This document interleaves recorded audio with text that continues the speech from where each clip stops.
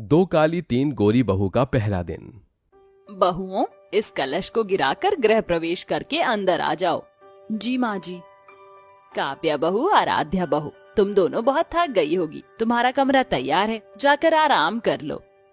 माँ जी, हमें भी हमारा कमरा बता दीजिए। हाँ, चलो मेरे साथ। तीनों बहुएं अपना बक्सा उठाकर चलने लगती हैं। ये रहा तुम तीनों का कमरा। मगर माँ जी, हम तीनों बहुएं एक ही कमरे में कैसे रहेंगी? हाँ माँ जी, आपने काव्या और आराध्या को अच्छा कमरा दिया है और हम तीनों बहुओं को इस टूटे फूटे कमरे में लाकर पटक दिया। ज्यादा नखरे मत करो, तुम तीनों कोई टाटा बिरला की बेटी नहीं हो। ये कमरा तुम्हारे मायके की झोपड़ी से कहीं ज्यादा अच्छा है। एक तो तुम्हारे बाप ने दहेज में खोटा सिक्का नहीं दिया, मगर आराध्या और काव्या भर भर कर दहेज लाई हैं, इसलिए उनका मुकाबला मत करो। कल तुम्हारा ससुराल में पहला दिन है, अब सो जाओ। लीला अपनी तीनों बहुओं को उनकी गरीबी के लिए भर भर कर तीखे ताने देकर चली जाती है, जिससे तीनों की आंखों में आंसू भर आते हैं और रूबी रोते हुए कहती है, इसीलिए कि हम गरीब हैं, माँ जी ने हमारी गरीबी की हंसी उड़ाई और हम सुनने के सिवा कुछ न कर सके। रूबी चुप हो जा, चलो अब सो जाओ, कल हमारा ससुराल में पहला दिन है। लीलावती स्वभाव से बहुत ही कंजूस और लालची किस्म की थी, इसलिए जब पंडित घर जोड़े राम ने उसे काव्या और आराध्या का रिश्ता बताया तो लीला की नजर उनकी काले रंग के बावजूद उनकी अमीरी और ठाट बाट पर गड़ गई और वो उन्हें बहू बनाने के लिए मान गई। मगर न चाहते हुए भी लीला को अपने तीनों बेटों की शादी गरीब ऐश्वर्या, आस्था और रूबी से करनी पड़ी। सुबह के 4 बज रहे थे, तभी लीलावती जोर जोर से अपनी गरीब बहुओं के कमरे का दरवाजा पीटती है। इतनी सुबह सुबह कौन अलार्म की तरह दरवाजा बजा रहा है? ऐश्वर्या बहू, आस्था बहू, रूबी बहू, अरे दरवाजा खोलो। सास की आवाज सुनकर बहुएं कमरे का दरवाजा खोलती हैं। अरे कुंभकर्ण के साथ मीटिंग कर रही थी क्या, जो दरवाजा खोलने में इतनी देर लगा दी? या फिर कहीं तुम तीनों के कानपुर में हड़ताल तो नहीं पड़ गया? आज तुम्हारा ससुराल में पहला दिन है और तुम मजे से अभी तक घोड़े बेचकर सो रही हो। मगर माँ जी, अभी तो रात के 4 बज रहे हैं। अरे अभी से साफ सफाई शुरू करोगी तब काम खत्म होगा, शादी ब्याह के कारण पूरा घर फैला हुआ है। रूबी बहू, तू जाकर बर्तन मांज और ऐश्वर्या बहू, तू घर बाहर कर आंगन अच्छे से लीप देना और तू आस्था बहू मंदिर साफ कर देना। जी माँ जी। लीला तीनों बहुओं को ससुराल का काम बांट रही थी, तभी काव्या और आराध्या भी वहां आ जाती है। माँ जी, हमें भी काम बता दीजिए।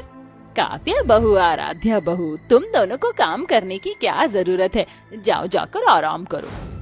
ये सुनकर आस्था, ऐश्वर्या और रूबी अंदर ही अंदर जल भुन जाती हैं और रूबी भड़कते हुए कहती है, माँ जी, शादी तो हम पांचों की एक साथ हुई है और हमारी तरह काव्या और आराध्या का भी आज ससुराल में पहला दिन है, फिर आपने इन्हें कोई काम नहीं दिया। रूबी बहू, तू अपने काम से काम रख, समझी ना, ज्यादा बड़बोली बनने की कोशिश ना कर। ये कहकर सास वहां से चली जाती है और तीनों गोरी घमंडी बहुएं गुस्से से तिल मिलाकर काव्या और आराध्या को अकेला पाकर उन्हें कालेपन का ताना कसती हैं। देख लो ऐश्वर्या, रूबी, इन काली कलूटी की तो ठाठ है। पता नहीं इन जली उपली ने सासू माँ को कौन सी घुट्टी घोलकर पिलाती है, जो सासू माँ ने इन दोनों को सर आंखों पर बिठा रखा है। पैसा बोलता है मेरी जान, ये सारा खेल पैसे का है। तुम तीनों के मन में हम दोनों के लिए इतनी कड़वाहट क्यों भरी हुई है? क्योंकि तुम दोनों काली कलूटी बहुओं के आगे सासू माँ को हमारी कदर ही नहीं है। ये कहकर तीनों गोरी घमंडी बहू अपने अपने कामों में लग जाती हैं और सारा काम खत्म होने के बाद लीला हाथों में खाने की लिस्ट लेकर किचन में आती है। माँ जी, ये लिस्ट किस चीज की है? ये खाने की लिस्ट है जो आज तुम्हें अपने ससुराल के पहले दिन की रसोई में बनाना है। शाही पनीर, छोले, पूरी, राजमा, पुलाव, गुलाब जामुन, गाजर का हलवा, सोयाबीन चाप, मिक्स वेज, तंदूरी रोटी। माँ जी, क्या हमें अपने ससुराल के पहले दिन की पहली रसोई में इतना सब कुछ बनाना पड़ेगा? अरे तुम तीनों तो ऐसे कह रही हो जैसे मैंने तुम्हें हिमालय का पहाड़ तोड़ने को कह दिया। मगर माँ जी, हम तीनों इतना सब कुछ कैसे बनाएंगी? पहली रसोई तो हम पांचों बहुओं की होनी चाहिए। अरे तुम तीनों को बहू बनाकर क्या मैं झक मारने के लिए लेकर आई हूँ, जो तुम्हारे रहते आराध्या बहू और काव्या बहू को किचन में करछी चमचा चलाना पड़े? चलो अब शुरू हो जाओ। तीनों बहू गुस्से में बुदबुदाती हुई किचन में आकर पहले रसोई में खाना बनाती हैं। कुछ देर बाद, इतनी देर हो गई मगर हम तीनों ने अभी तक अपनी पहली रसोई में कुछ भी नहीं बनाया है। मैं पिछले 2 घंटे से हलवा बनाने की कोशिश कर रही हूँ, मगर हर बार ये हलवा पानी की तरह पतला हो जा रहा है। और मुझे तो पता ही नहीं कि छोले और राजमा में कौन कौन से मसाले डालते हैं। हम तीनों को माँ की बात मानकर खाना बनाना सीख लेना चाहिए था, मगर हम तीनों को अपने अमीर ससुराल को लेकर ख्याली पुलाव पकाते रह गए। अगर हमने पहली रसोई की रस्म अच्छे से नहीं पूरी की तो आज ससुराल के पहले दिन ही सासू माँ हमारी रिमांड लगा देंगी। अचानक आराध्या और काव्या किचन में आती हैं और तीनों का परेशान चेहरा देखकर पूछती हैं, क्या बात है, तुम सब परेशान क्यों हो? तुम काली कलूटी क्या कहीं की प्राइम मिनिस्टर हो जो हमारी परेशानी हल कर दोगी? देखो, हम जानती हैं तुम तीनों को खाना बनाना नहीं आता, चलो हम तुम्हारी हेल्प करते हैं। इसके बाद आराध्या और काव्या बहू अपनी सास के मना करने के बावजूद भी ससुराल के पहले दिन में होने वाली पहली रसोई की रस्म में खुशी से भरकर खाना बनाती हैं। इतने में लीलावती भी मंदिर से लौट आती है। तभी आराध्या और काव्या खाना लेकर बाहर जाने लगती हैं। तभी रूबी और आस्था खिसियाई आंखों से देखते हुए उनका हाथ खींचते हुए कहती हैं, तुम दोनों ब्लैक ब्यूटी ज्यादा तेज बनने की कोशिश मत करो। ये सारा खाना तुम मेज पर परोस कर माँ जी के सामने अपने नंबर बढ़ाना चाहती हो। लाओ ये खाना हमें दो और मुंह खोलने की कोशिश मत करना। तीनों गोरी घमंडी बहुएं खाना परोसती हैं और तभी खाने का पहला निवाला लीला खुद से पहले अपनी दोनों काली बहू को खिलाती है। ये लो मेरी प्यारी बहू, आज तुम्हारा ससुराल में पहला दिन है। पुरखे पुरनिये कहते थे कि ससुराल के पहले दिन से ही सास बहू के बीच जो शुरुआत होती है वो जीवन भर बनी रहती है। इसीलिए मैं चाहती हूँ कि मेरा रिश्ता मेरी दोनों प्यारी बहुओं के साथ जिंदगी भर खुशियों भरा बीते। ये कहकर लीला अपनी काली बहू को खाने का कौर खिलाती है, जिससे तीनों बहुएं चिढ़ जाती हैं। अरे वाह रूबी, तुमने खाना तो बहुत लाजवाब बनाया है। थैंक यू रणवीर, एटलीस्ट तुमने तो हमारी तारीफ की, वरना माँ जी को तो अपनी काली बहुओं से ही फुर्सत नहीं। रूबी बहू, अपनी जुबान को काबू में रख, समझी ना? तुम तीनों की औकात तो मेरी दोनों अमीर बहुओं के धूल बराबर भी नहीं। मेरे बेटे के कारण तुम तीनों इस खानदान की बहू बन गई, वरना तुम जैसों को मैं इस घर की नौकरानी भी नहीं बनाती। आखिर किस बात का घमंड है तुम्हें? ना घराने से ऊंची हो और ना हरकतें अच्छी हैं। ससुराल के पहले ही दिन अपनी सास की जली कटी बातें सुनकर तीनों पिनकते हुए अपने अपने कमरे में चली जाती हैं और लीला अपनी गोरी घमंडी बहुओं को सारा दिन किसी न किसी कामों में उलझाई रहती, जिसके गुस्से का गुबार वो तीनों काव्या और आराध्या पर फोड़ती हैं। देखते ही देखते शाम ढल जाती है। लीला अपनी 5 बहू को अपने पास बुलाती है। आज शाम को तुम पांचों की मुंह दिखाई है, इसे पहनकर तैयार हो जाना। लीला अपनी गरीब गोरी बहू को हल्की सी साड़ी और काली अमीर बहू को महंगा सा लहंगा देती है। 5 बहुएं सज धज कर मुंह दिखाई में आकर बैठ जाती हैं। सभी औरतें एक एक करके बहुओं को उपहार देती हैं। तभी लीला अपनी अमीर बहू को 9 लखा हार तो वहीं गरीब बहू को सस्ता तोहफा देती है, जिस पर बहुएं बौखला कर बोलती हैं, बस बहुत हुआ माँ जी, आपने तो हद ही कर दी। इसलिए कि ये दोनों काली कलूटी अमीर हैं, आप सबको जिन्हें दे रही हैं, और हम इतनी गोरी और सुंदर हैं, फिर भी आप हमारे साथ फर्क कर रही हैं। सासू जी, आपने हमारी कदर जानी ही नहीं। ऐश्वर्या, ये सब तुम्हारा भी हो सकता है, मगर फर्क सिर्फ सोच का है। तीनों गरीब होकर भी इतनी घमंडी हो और हम अमीर होकर भी परिवार को लेकर चलने की सोच रखती हैं। मगर गलती तुम तीनों की भी नहीं है, क्योंकि माँ जी जब लड़की शादी करके ससुराल जाती है तो वो हजारों सपने लेकर अपने साथ आती है। आप उन्हें समझ नहीं सकी। ये सुनकर लीला की आंखों पर पड़े लालच का पर्दा हट जाता है। आराध्या बहू बिल्कुल ठीक कह रही है, तुम तीनों मुझे माफ कर दो बहुओं।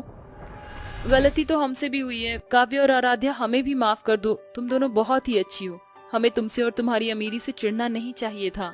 इसके बाद काली और गोरी बहुएं एक दूसरे के गले लग जाती हैं। इस तरह 5 बहुओं के ससुराल का पहला दिन कुछ खट्टे तो कुछ मीठे एहसासों से भरा हुआ बीतता है।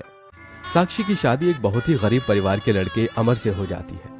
अमर गांव में छोटी मोटी मजदूरी करके रोज के 200 रुपए ही कमाता था। साक्षी के ससुराल में उसकी सास कमला, जो साक्षी को सांस तक नहीं लेने देती थी, और उसकी नंद रिया, जो हमेशा साक्षी को बुरा भला कहती थी। अरे मनहूस कहीं की, क्या सारा दिन रोटियां बनाने में ही लगा देती है। जल्दी उठ और घर के बाकी काम कर। जब से इस घर में आई है पनौती ही छा गई है। पता नहीं कौन सी मनहूस घड़ी देखकर मैंने इसे अपने घर की बहू बनाया था। माँ, मुझे कुछ पैसे दे दीजिए ना, मुझे अपनी सहेली के बर्थडे पार्टी में जाना है। यहाँ जहर खाने को एक पैसा नहीं है, तुझे कहाँ से पैसे दे दूँ? उतने में साक्षी जिस मिट्टी के चूल्हे पर रोटियां बना रही थी, कमजोरी के कारण वो चूल्हा टूट जाता है और उस पर रखा तवा आग में गिर जाता है। ये क्या हो गया?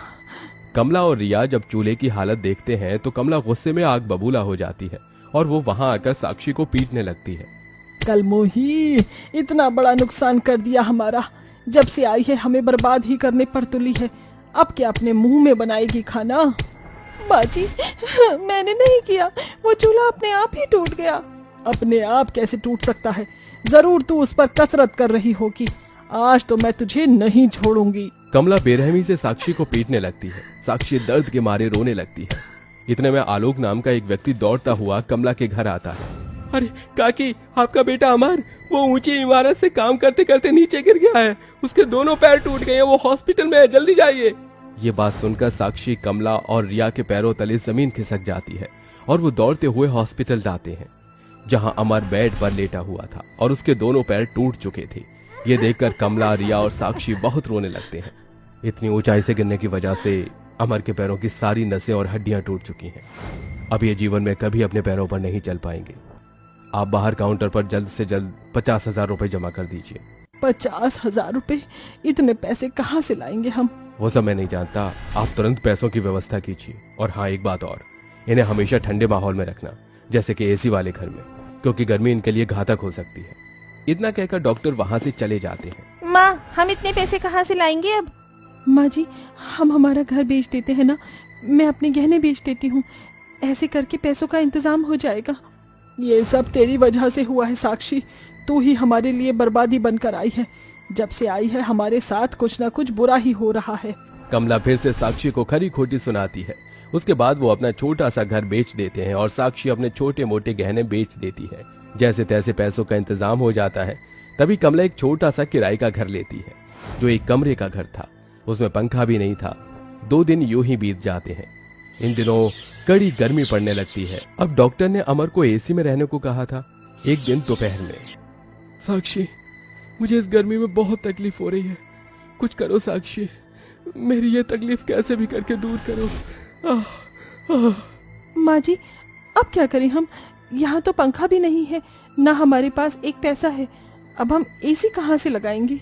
पता नहीं मेरे परिवार के साथ ही क्यों ऐसा हो रहा है। यहाँ घर में खाने को नहीं है, पास में पैसा नहीं है और बेटे की हालत ऐसी। जो कमाई का जरिया था वही घर में चारपाई पर बैठ गया। अब कैसे हमारा गुजारा होगा?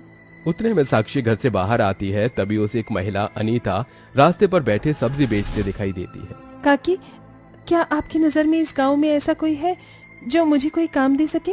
मुझे काम की बहुत जरूरत है माँ जी। एक काम है मेरे पास।